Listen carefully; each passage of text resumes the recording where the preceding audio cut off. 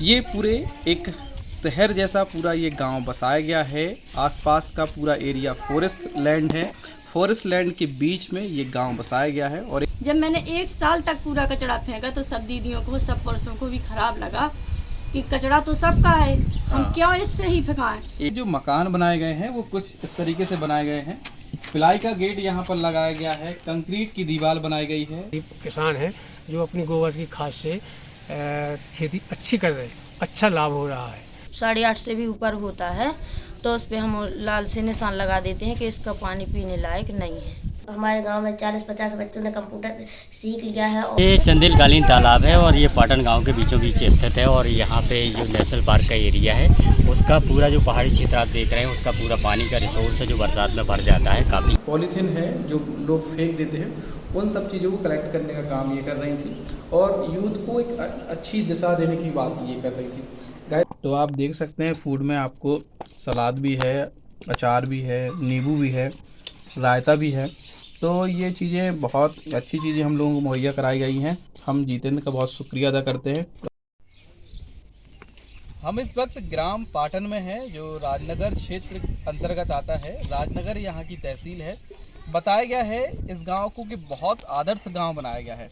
यहाँ पर जो ग्रामीण रहते हैं काफ़ी साफ़ सफाई से रहते हैं और यहाँ के जो मकान बनाए गए हैं वो कंक्रीट के मकान बनाए गए हैं। एक आदर्श ग्राम के रूप में ग्राम पाटन को तैयार किया गया है। तो चलिए हम चलते हैं और देखते हैं इस ग्राम को।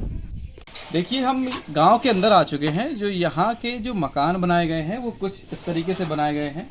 प्लाई का गेट यहाँ पर लगाया गया है, कंक्रीट की दीवार बनाई गई है। जो ईंट उपयोग की गई है वह सीमेंट से तैयार की गई है।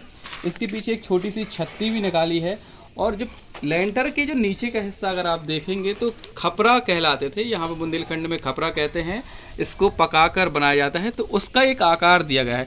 मतलब पूरी देसी स्टाइल में जो है वो इस तरह के घर तैयार किए गए हैं कि लोगों को ज़्यादा गर्मी ना लगे और कंफर्टेबल तरीके से वो यहाँ पर रह सके। मतलब कि लोगों की सुविधा को ध्यान में रखते हुए कुछ इस तरीके से यहाँ पर घर बनाए गए हैं। आपका बहुत बहुत स्वागत है। नमस्कार, मेरा नाम है सुनीता रेकवार, ग्राम पाटन की हूँ। हाँ सुनीता जी, मैंने आपके बारे में सुना है कि गांव में कचरा फैलता था, आपने स्वयं सफाई की और फिर उस कचरे को फेंका। आपको देखकर और महिलाएं भी वो कचरा फेंकने लगीं। तो ये कैसे प्रेरणा आई और कैसे कर पाई आप? सर क्या है कि सब जगह गंदगी थी, कोई नहीं कर रहा था, मुझे अच्छा नहीं लग रहा था। जगह जगह पानी छिका था गंदा, तो मुझे अच्छा नहीं लगा। इसमें मैंने क्या किया कि सब दीदियों से बोला कि मुझे पानी निकल जाने दो नाली का, तो दीदियाँ नहीं निकालने दे रही। मैंने एक साथ रखी कि आप लोग नहीं कचरा फेंकना, मैं खुद ही फेंक दूंगी, लेकिन सिर्फ क्या है कि पानी निकालने दो। तो सब दीदियाँ तैयार हो गई। जब मैंने 1 साल तक पूरा कचरा फेंका तो सब दीदियों को, सब पुरुषों को भी खराब लगा कि कचरा तो सबका है, हम क्यों इससे ही फेंकाएं। तो एक क्यों फेंक रहा। तो फिर सब दीदियों ने एक आज एक कल सब दीदियों ने अपना लाइन लगाकर दरवाजे का भी कचरा और नाली का भी कचरा और फेंक कर और सब फेंकने लगी। इसलिए हमारे मोहल्ले की बहुत अच्छी सफाई और गांव में भी यही हो रहा है। तो ये अभी भी निरंतर जारी रखे हुए हैं आप लोग? बिल्कुल, अभी भी निरंतर सब दीदियाँ अपने अपने दौरे का फेंकती हैं। और कचरा वाला भी आता तो उसकी गाड़ी में जो झाड़ू लगाई तो उसके फेंक दिया, और जो गीला कचरा है अपना तो वो हम लोग खुद ही फेंक देती हैं। तो अब तो नाली काफी साफ हो गई। हाँ बिल्कुल साफ है, आप देख लीजिए। अभी चलिए, क्या संदेश देना चाहेंगी? और हम तो यही चाहते हैं संदेश कि जैसे हम लोग करते हैं ऐसी हर दीदियाँ ही अपने घर का ही करें और किसी से कहने लायक भी नहीं है। क्या कि अपनी ही सफाई अपने ही हाथ में, अपने बच्चों की सुरक्षा, अपनी सुरक्षा। कम से कम 10 लोग दौरे में बैठते हैं तो बदबू नहीं आती है। साफ सफाई इतना अच्छा लगता है। जहाँ पर कचरा डाला रहेगा सर कैसा लगेगा, खराब लगेगा ना। कभी बुरा नहीं लगा कि दूसरे के घर का कचरा फेंक रही हैं? नहीं सर, ये बताइए बुरा लगा हो तो कहीं वहाँ छप जाता है क्या? वो तो कहीं नहीं छपता। अच्छी साफ सफाई दिखाता। हमको ये कभी नहीं लगा कि हम किसी के घर की क्यों जाए। नहीं, हमारे गाँव में तो कचरा नहीं रहना चाहिए।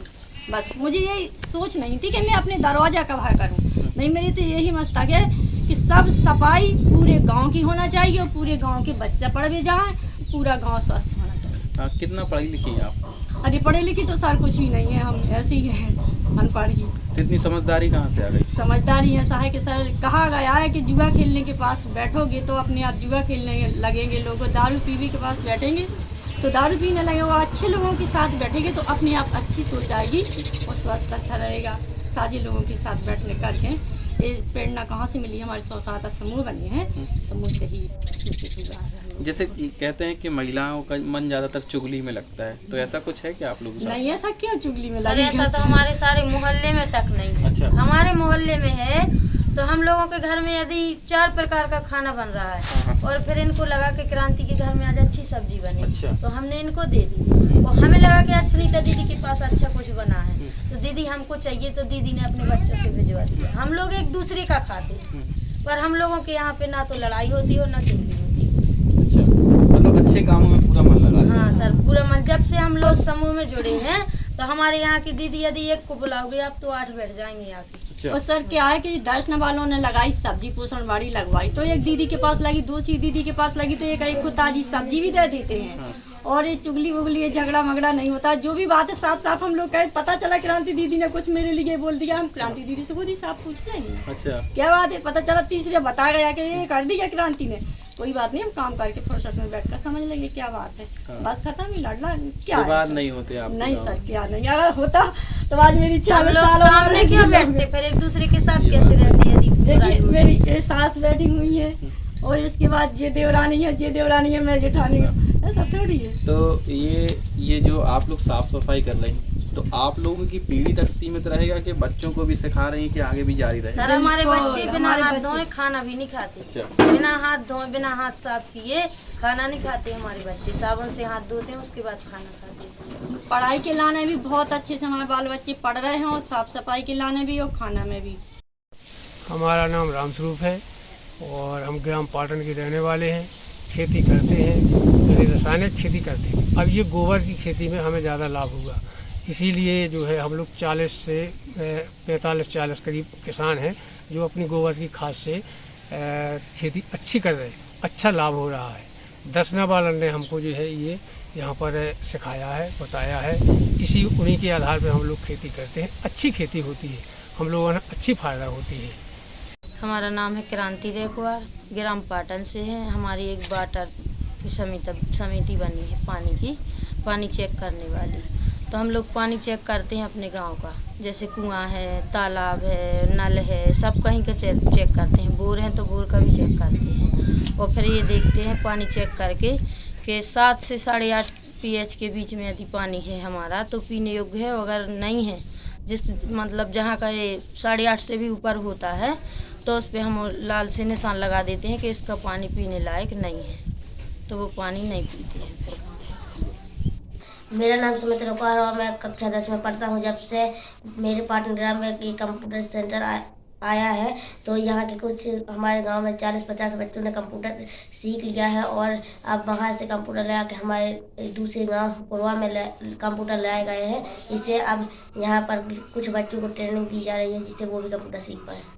हमारे साथ मौजूद हैं यहाँ के समाज सेवी जो इस तालाब को देख रहे हैं, इस गांव को देख रहे हैं और यहाँ की जीविका को व्यवस्थित बनाने के लिए ग्रामीणों के बीच काम कर रहे हैं। उमस अख्तर रिशारिया जी हैं, तो सर बताएंगे हमें कि कैसे चल रहा है ये तालाब, से कैसे जीविका बना पा रहे हैं? ये चंदेलकालीन तालाब है और ये पाटन गांव के बीचों बीच स्थित है और यहाँ पे जो नेशनल पार्क का एरिया है उसका पूरा जो पहाड़ी क्षेत्र आप देख रहे हैं उसका पूरा पानी का रिसोर्स है जो बरसात में भर जाता है काफ़ी हद तक। और यहाँ कुछ तो ये हम लोगों ने किसानों की यहाँ पे मछुआरा समिति बनाई हुई, इसमें 50 लोग जुड़े हुए हैं। 50 का मछली पालन करते हैं, साथ साथ सिंघाड़ा उत्पादन भी करते हैं। इससे 50 लोगों की आजीविका चल रही है और इसके पानी को लेकर के हम लोगों ने अभी पंचायत के साथ बातचीत करी है कि इसका सौंदर्यीकरण हो और यहाँ का जल स्तर बढ़ाने के लिए और भी पानी के लिए संसाधन को देखा जाए। कितने लोग डिपेंड हैं इस तालाब पे? 50 लोग तो सीधे डिपेंड हैं जिनकी आजीविका चल रही है।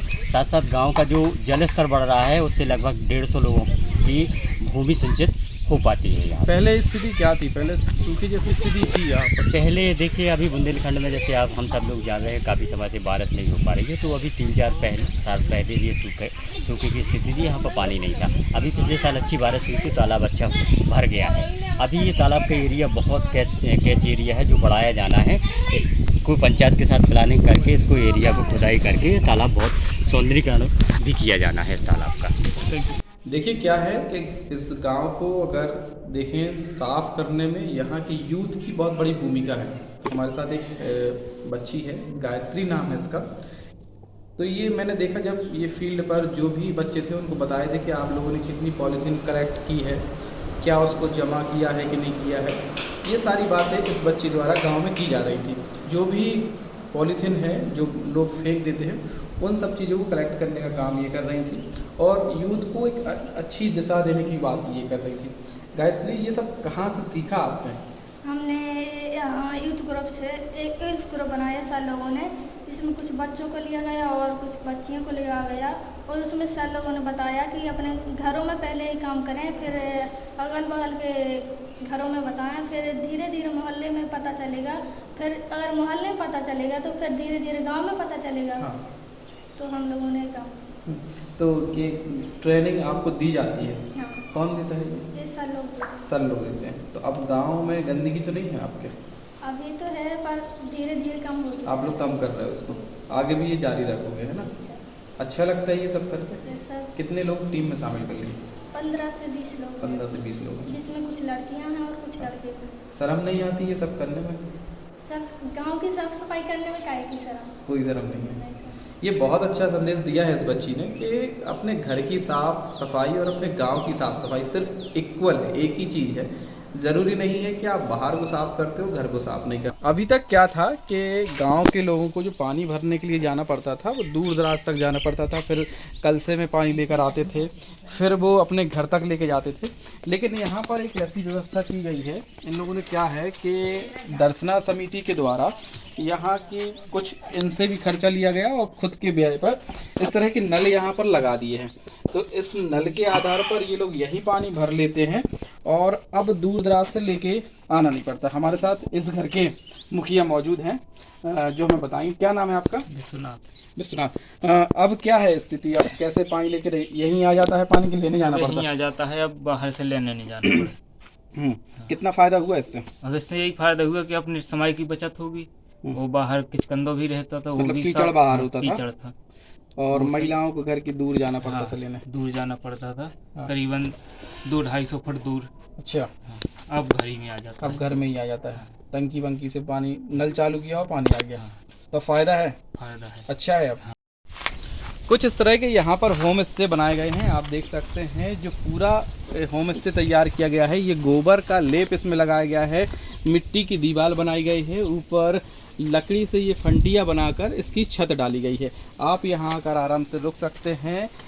और आपको एक बहुत अच्छी बात ये बता दें, सामने बहुत बड़ा मैदान है, एक पहाड़ी है, यहाँ पर आप आकर रुक सकते हैं, एंजॉय कर सकते हैं। फॉरेस्ट का बहुत बड़ा एरिया है, आप यहाँ आकर पिकनिक कर सकते हैं। गांव के बीचों बीच ये सारी चीज़ें आपको मुहैया कराई गई हैं। यहाँ पर आने से आपको काफ़ी सुखद वातावरण मिलने वाला है। और ख़ास बात इसमें यह है कि जो होम स्टे तैयार किया गया है, कितनी भी गर्मी हो तो यहाँ पर आपको गर्मी नहीं लग सकती है। इस तरीके से यहाँ का डिज़ाइन किया गया है, ऐसा स्ट्रक्चर तैयार किया गया है कि इसमें गोबर और मिट्टी और लकड़ी का उपयोग किया गया है, जिस कारण से धूप के तापमान को ये कम कर देता है। केंद्र का घर है, उन्होंने हमारे स्वागत के लिए यहाँ पर एक व्यवस्था की थी। गाँव का जो लोकल फूड है, तो आप देख सकते हैं यहाँ पर भट्टे का भरता इन्होंने यहाँ पर बनाया है, काफ़ी टेस्टी है ये भरता।